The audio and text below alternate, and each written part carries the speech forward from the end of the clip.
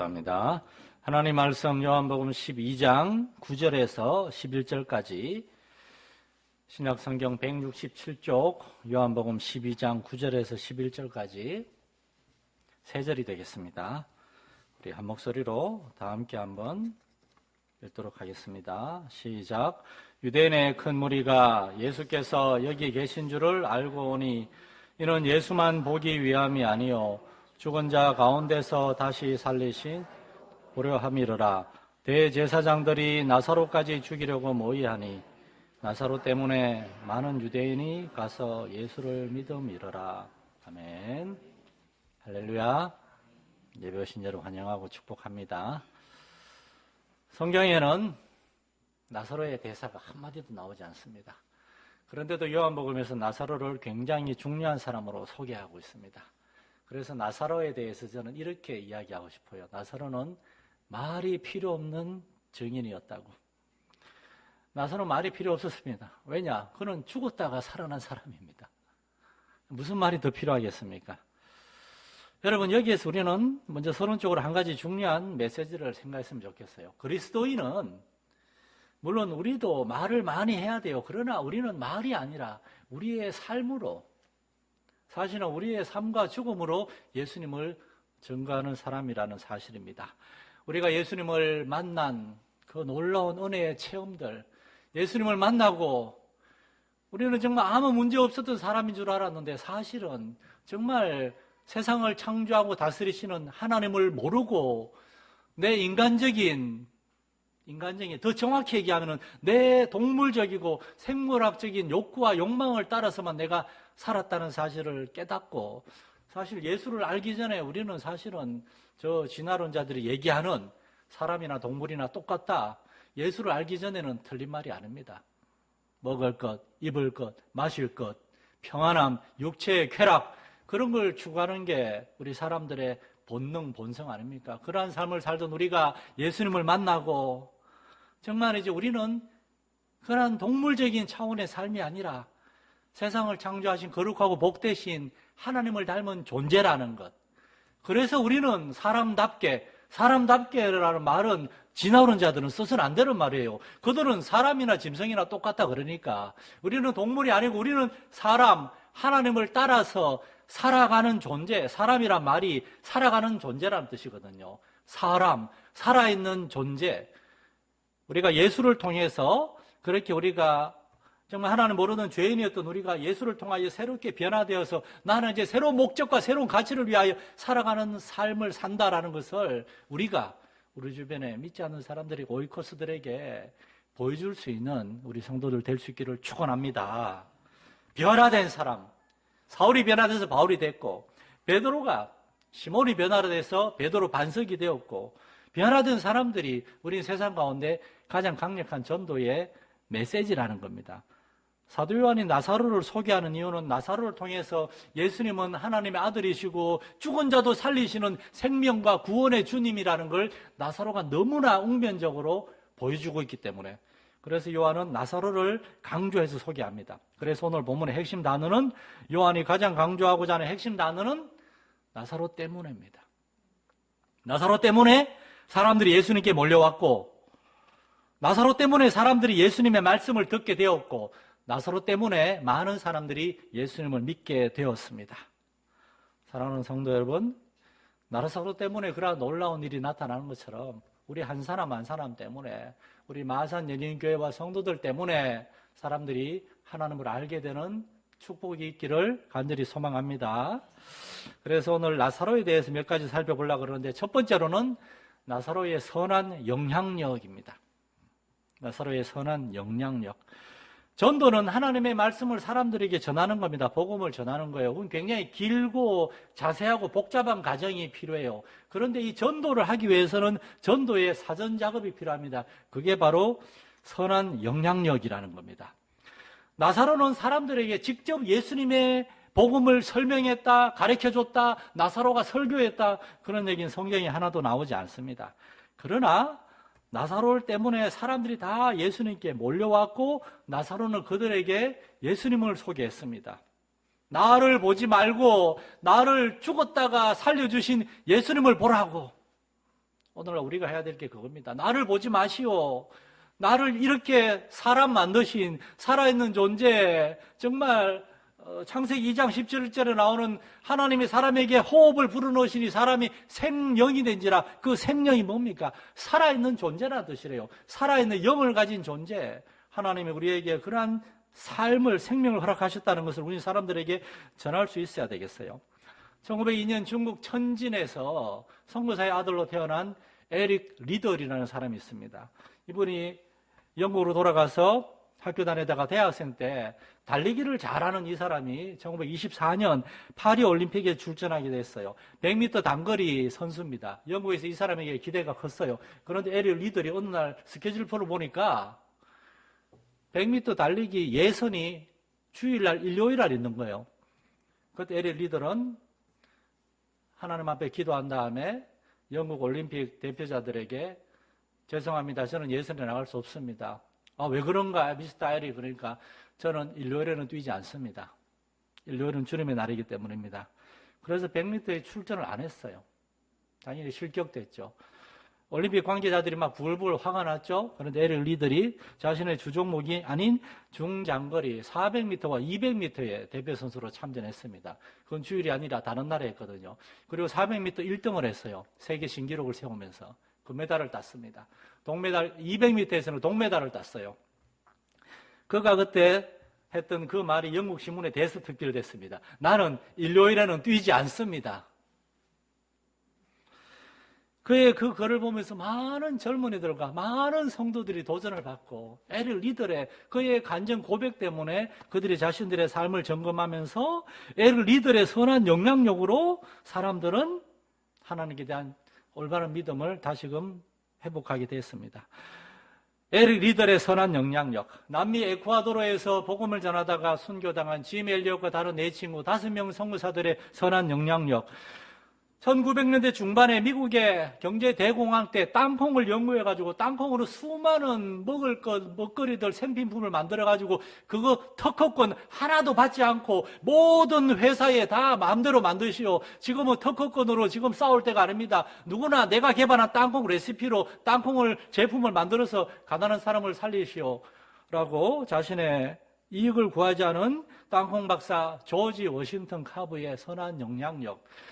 그가 평생 100가지 넘는 특허권을 냈지만 그는 죽을 때 그가 죽은 다음에 돈 몇십 달러와 낡은 양복 2개밖에 없었다 그럽니다. 모든 돈을 학생들의 장학금으로 다 돌려줬어요. 세상은 우리가 전하는 이야기만 아니라 우리가 그 전하는 이야기대로 살아가는지 우리의 삶을 주목하고 있다는 것입니다. 많은 사람들은 예수님을 보기 전에 예수님의 말씀을 먼저 듣기 전에 예수님을 전하고 이야기하는 사람들을 보고 그들에게서 선한 영향력을 보고 있다는 사실을 우리는 기억해야 되겠습니다. 마태복음 5장 16절에 예수님은 이같이 너희 빛이 우리에게 빛이 난다는 거예요. 사람들 앞에 비치게 하여 그들로 너희의 착한 행실을 보고 하나님께 영광을 돌리게 하라. 사람들 우리를 보고 있습니다. 이 나사로에 대한 사도 요한의 기록은 아주 심플해요. 3가지예요. 나사로는 죽은 지 나흘 만에 예수님이 다시 살리셨다, 살아났다. 2번째, 나사로는 자취자리에 예수님 옆에 앉아 있었다. 3번째, 많은 사람들이 나사로 때문에 예수님을 보러 왔다. 무슨 말이 필요합니까? 여러분, 이것이 그리스도인의 삶이 아니겠습니까? 예수님 믿고 우리는 영적으로 죽어 있는 존재였는데 살아났습니다. 이제 우리는 예수님과 함께 살아갑니다. 그리고 우리는 우리 때문에 사람들이 예수님께 올 수 있도록 예수님을 사람들에게 소개해야 되겠습니다. 이것이 바로 그리스도인의 삶이라는 겁니다. 지금 여러분의 삶의 자리에서 여러분은 어떤 선한 영향력을 미치고 있습니까?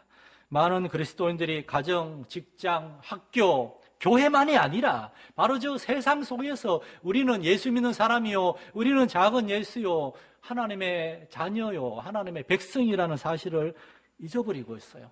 교회에서는 열심히 찬양하고 기도하고 말씀 듣고 헌금하고 봉사하고, 그런데 집에 가면은 우리가 누구인지를 그 순간 잊어버립니다. 세상 사람들하고 똑같이 말하고 행동하고 살아가고 그들과 똑같은 목적을 추구하고, 그러니까 세상 사람들이 예수 믿는 사람들을 보면서 자기들하고 다른 것을 발견하지 못하는 겁니다. 나사로는 비록 아무 말이 없는 사람들이었지만 그러나 많은 사람들이 그의 삶과 그의 죽음을 통하여 예수님을 보았습니다. 미국의 빌 하이벨스 목사님이 쓰신 예수를 전염시키는 사람들, 여기 책꽂이에 있습니다. 지금 잠깐 보려고 제가 빌려갔는데 다시 갖다 놓을게요. 예수를 전염시키는 사람들, 이게 바로 그리스도인의 정의입니다. 선한 영향력으로 우리는 다른 사람들에게 예수님을 전염시켜야 돼요. 우리 안에 있는 선함이란 그러므로 바로 예수님을 닮은 겁니다. Jesus likeness, 예수님을 닮은 것. 예수님을 배우고 예수님을 닮아가고 예수님의 말씀을 읽고 듣고 묵상함으로 우리 안에 정말 우리가 아니라 점점 우리가 예수님을 닮아가는 그러한 자기 훈련. 예수님이 날마다 자기 십자가를 지고 나를 쫓으라. 그 말씀은 나를 따라오라, 나를 닮으라, 나와 같이 살아가자, 그 말씀이라는 겁니다.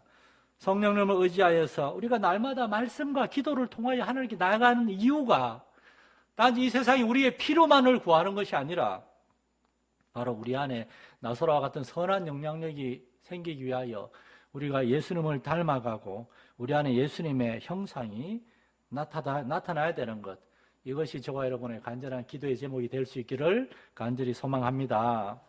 두 번째로, 선한 영향력은 대가를 요구한다는 것입니다. 나사로 때문에 많은 사람들이 예수님께 와서 예수님을 믿게 되었어요.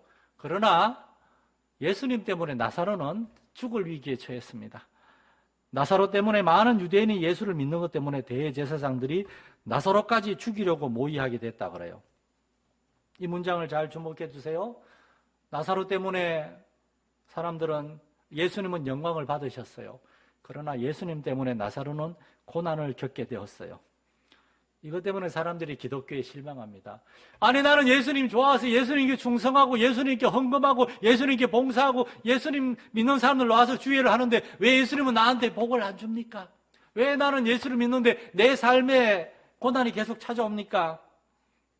하나님의 선하신 인도하심으로 오늘 주일 오후 예배 주제는 그래서 그리스도인과 고난의 문제, 고통의 문제입니다. 제가 알고 이거 몇 주 전에 이미 정해진 거예요. 저는 오늘 오후에 고난에 대해서 여러분에게 굉장히 자세히 딱 20분만 얘기할 겁니다. 예수님 때문에 우리는 고난당할 수 있습니까? 초대교회 성도들은 예수를 믿는 것은 곧 죽음의 길이라는 것을, 고난의 길이라는 것을 알고 있었어요. 왜냐? 그 조금만 길 바깥으로 나가면 예수를 믿는 것 때문에 붙잡혀가지고 십자가에 못 박혀서 죽어가는 그리스도인들이 수도 없었거든요. 로마였던 한 황제는 로마로 들어간 아피아 가드라고 있습니다. 아피아 가드가 2km거든요. 2km를 양옆으로 그리스도인들 다 십자가에 못 박아가지고 불을 붙였어요. 그러면서 사람이 몇 시간 동안 타는가 조사하라, 그랬다 그럽니다. 3일 동안 계속 사람에게서 불이 나는 그 아피아 가드를, 그리스도인들을 횃불 삼아서 불을 밝힌 그러한 황제도 있었습니다. 교회 역사는 그러한 시련과 고난의 역사였어요. 그런데 점점 기독교는 시련과 고난에서 이제 고난 받을 만큼 받았잖아요. 이제 좀 영광도 좀 복도 받읍시다. 점점 자꾸 그렇게 번영신학 그쪽으로 자꾸만 나아가고 있어요. 사람들에게 싫은 소리를 듣거나 미움을 받거나 거절을 당하고 무시를 당하고 실제적인 손해나 어떤 고통당하는 일을 우리는 점점 싫어하게 됐습니다. 예수님은 오른뺨을 때리면 왼뺨도 돌로 대라 그러고, 오리를 가자 그러면 심리를 가자 그러고, 겉옷을 달라 그러면 속옷까지 주고, 정말 구워주라 받을 생각하지 말고 도와주고 섬기라 그러는데 우리는 그렇게 하지 않습니다. 이 나사로에 대해서 우리가 봐야 될 중요한 사실은, 나사로는 예수님 때문에 자신이 어려움을 겪게 될 것을 다 알고 있었다는 것입니다. 베다니는 예루살렘 바로 밑에 2km 떨어진 마을이에요. 예루살렘 밑에 있는 마을이에요. 그래서 예루살렘에서 무슨 일이 벌어지고 있는지 나사로는 잘 알고 있었어요. 점점 예루살렘의 유대 종교 지도자들이 예수님에 대해서 주목하게 되고 예수님에 대해서 조사하게 되고 예수님만이 아니라 예수를 따르는 사람들을 조사하고 그들에 대해서 무언가 모종의 압력을 가할 준비를 하고 있다는 것을 나사로는 알고 있었으나 그럼에도 불구하고 나사로는 예수님을 따랐습니다. 다니엘서 2장에 다니엘의 세 친구들은 왕이 세운 그 금신상에 절하지 않으면 무슨 일이 날지 알고 있었지만 절을 안 해서 풀무불에 들어가게 됐어요. 그때 서드락, 메삭, 아벳노고는 느부갓네살 왕에게 외쳤습니다. 왕이여, 우리가 믿는 하나님은 우리를 능히 건져 주실 수 있는 분입니다. 그러나 그리 아니하실지라도, 우리가 불에 타 죽는 고난을 당할지라도 우리는 왕이 세운 저 우상 따위에게 절하지 않을 것입니다. 그 세 친구는 그렇게 선언했습니다. 나사로도 자신이 예수님을 따르고 예수님을 증거하고 그것 때문에 유대 종교 지도자들에게 미움을 받고 설마 나를 죽이기까지 하겠나 싶었지만 내가 유대교 신자로서 내가 이 종교 지도자들에게 내가 굉장한 불이익을 당할 수 있겠다는 걸 알고 있었으나 그러나 나사로는 예수님을 멀리하지 않았습니다.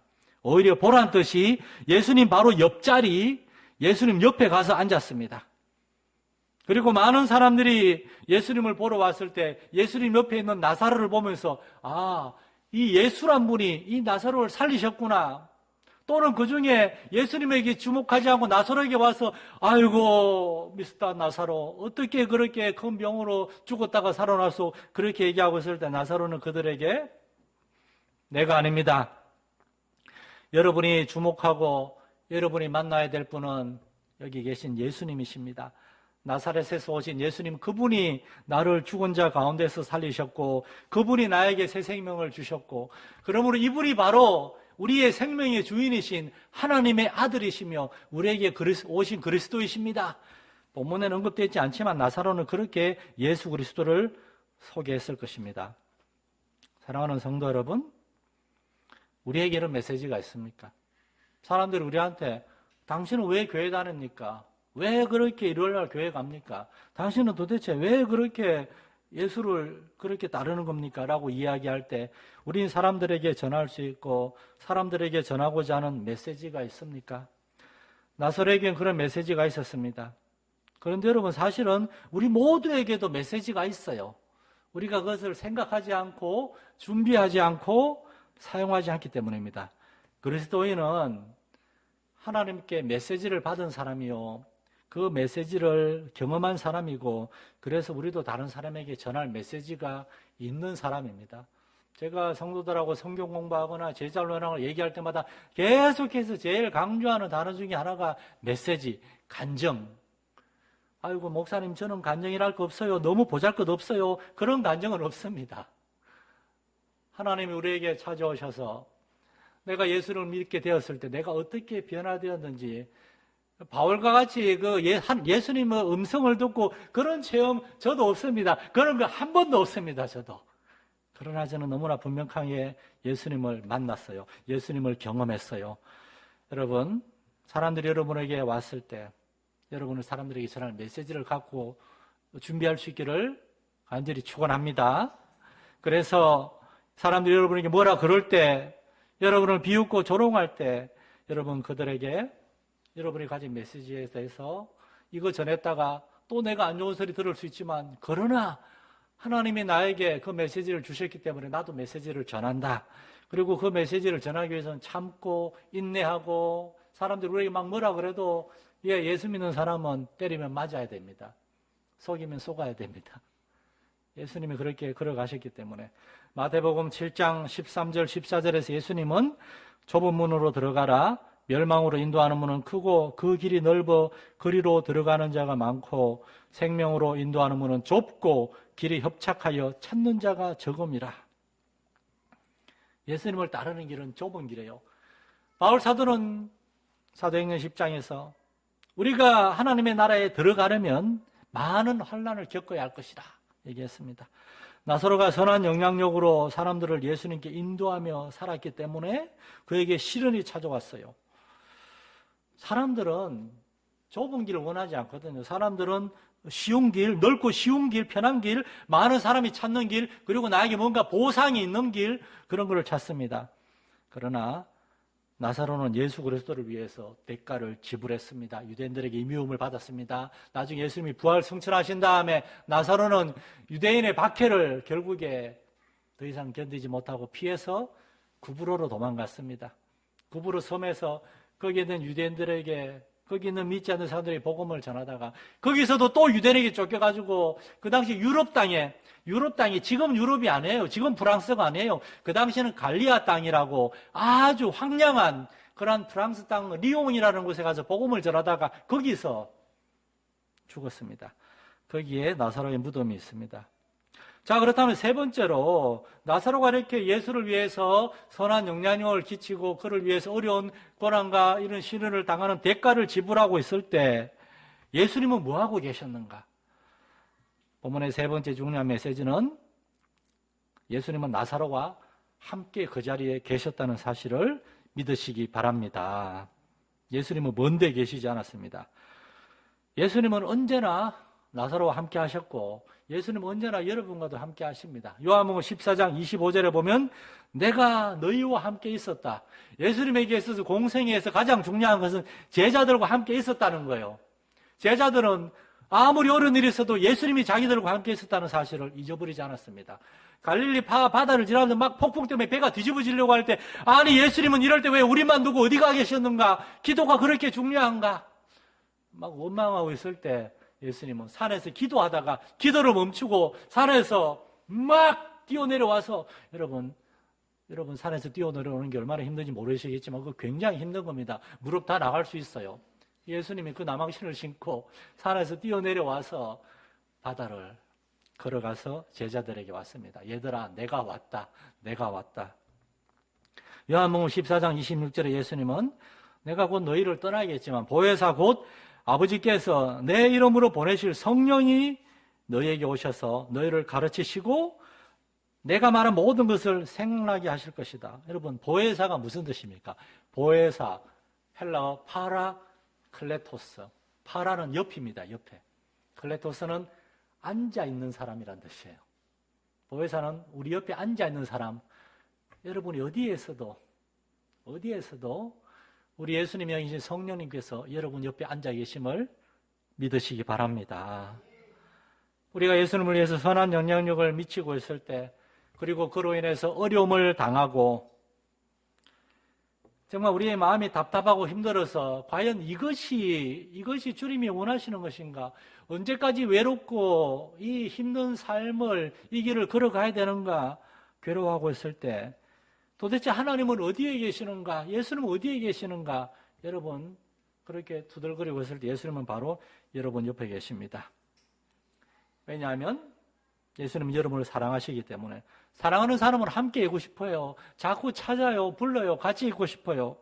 두 번째로 예수님은 여러분을 도와주시기 위해서 여러분은 혼자는 아무것도 할 수 없음을 알기 때문에 예수님은 여러분을 도와주십니다. 세 번째로 마침내 여러분을 통해서 여러분 때문에 예수 그리스도가 증거되는 그 놀라운 구원의 역사가 일어나기 위해서 예수님은 여러분과 함께 계십니다.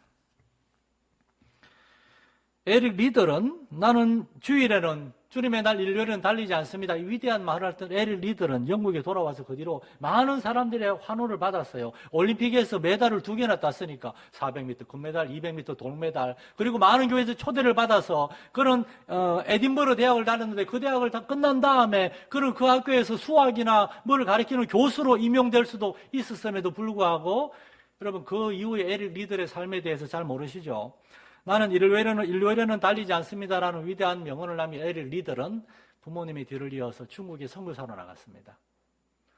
그리고 중국에서 중국인 아이들을 모아가지고 뜨듬뜨듬 배운 중국어로 수학과 과학을 가르치면서 아이들에게 복음을 전하다가 1943년에 중국에 쳐들어온 2차 대전 당시에 일본군에 의해서 잡혀가가지고 중국 천진에 있는 포로 수용소에서 거기에 갇혀 있으면서 포로 수용소에서도 수용소 안에 있는 환자들, 죄수들을 위해 기도하고 그들에게 복음을 전하고 하다가 그는 1945년 43살의 나이에 결핵으로 수용소에서 세상을 떠났습니다.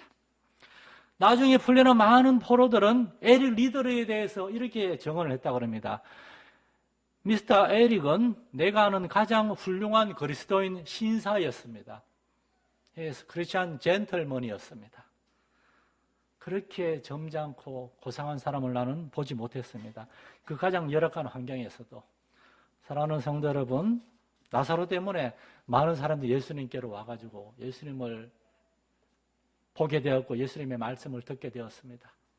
그러나 오늘날 교회는 교회 때문에, 그리스도인 때문에 사람들이 예수님을 가리는 일들이 너무나 많아요. 예수님 만나겠다고, 예수님을 알겠다고 교회에 왔는데 교회 때문에, 그리스도인들 때문에 교회를 떠나는 사람도 많아요.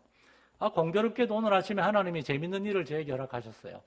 갑자기 생각이 나네요. 우리 아파트 사람들은 대부분 제가 교회 목사라는 걸 아는데 어떤 아저씨 한 명이 그걸 모르는 분이 아침에 제가 이렇게 정장 안 입고 나가는데 이 아저씨는 등산복 입고 나가다가 저를 보더니만 교회 다니시나 봅니다. 그래서 내가 목사인 걸 모르는 사람이 있다니 내가 분별해야 되겠다. 예, 교회 갑니다 하니까 그분이 그러더라고요. 아이고, 저도 참 결혼하고 개척교회 6년간 다녔는데 그러면서 정확히 이렇게 얘기하더라고요. 목사님 때문에 그만 교회를 떠나고 말았습니다. 제가 가만히 있었으면 좋은데 제가 습관이 있어요.